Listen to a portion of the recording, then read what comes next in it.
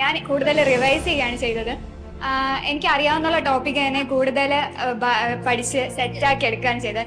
കുറെ മോക്ക് ടെസ്റ്റുകൾ എഴുതുക. മോക്ക് ടെസ്റ്റ് ഓരോന്ന് എഴുതുമ്പോഴത്തേക്കും എനിക്കുണ്ടായിരുന്നു സ്വന്തമായിട്ട് ഒരു എറർ ബുക്ക് എന്ന് പറയുമ്പോൾ ഓരോ മോക്ക് ടെസ്റ്റിലും എന്താ തെറ്റിച്ചേന്ന്, ഓരോന്ന് എത്ര മാർക്ക് ഉണ്ടായിരുന്നു, ഏതൊക്കെയാ നെഗറ്റീവ് വന്നേ, ഏതൊക്കെ സബ്ജക്റ്റിലാണ് നെഗറ്റീവ് വന്നത്, പിന്നെ എങ്ങനത്തെ ടൈപ്പ് ക്വസ്റ്റ്യൻസ് സ്ഥിരം തെറ്റിക്കാതെ. അപ്പൊ അങ്ങനത്തെ ഒക്കെ നോക്കി വെച്ച് നമ്മുടെ മിസ്റ്റേക്കുകൾ ഒന്ന് കൂടുതലായിട്ട് പഠിക്കുക. പുതുതായിട്ടൊന്നും പഠിക്കുന്നതിലുപരി നമ്മൾ പഠിച്ച കാര്യങ്ങൾ കുറച്ചുകൂടി റിഫൈൻ ചെയ്ത് ഇങ്ങനെ വെക്കുക. അതാണ് ലാസ്റ്റ് മിനിറ്റിൽ ചെയ്യേണ്ടത്. ശൈലത്തിന് മെയിൻ ആയിട്ട് എടുത്തു പറയുകയാണെന്നുണ്ടെങ്കിൽ അവന്റെ ഓൺലൈൻ ക്ലാസ്സസ് തന്നെയായിരുന്നു. നമുക്ക് ഏത് സമയം എവിടെ നിന്നും വൃത്തിയായിട്ടിരുന്ന് റിവൈസ് ചെയ്ത് പഠിക്കാനുള്ള ഒരു ചാൻസ് ഉണ്ടായിരുന്നു. ലാസ്റ്റ് ടൈമിൽ നമുക്ക് എത്ര നല്ല ഒരു എനർജി ഉണ്ടാവും, നമുക്കൊരു എന്താ പറയാ ഒരു തീ എന്നൊക്കെ പറയില്ലേ.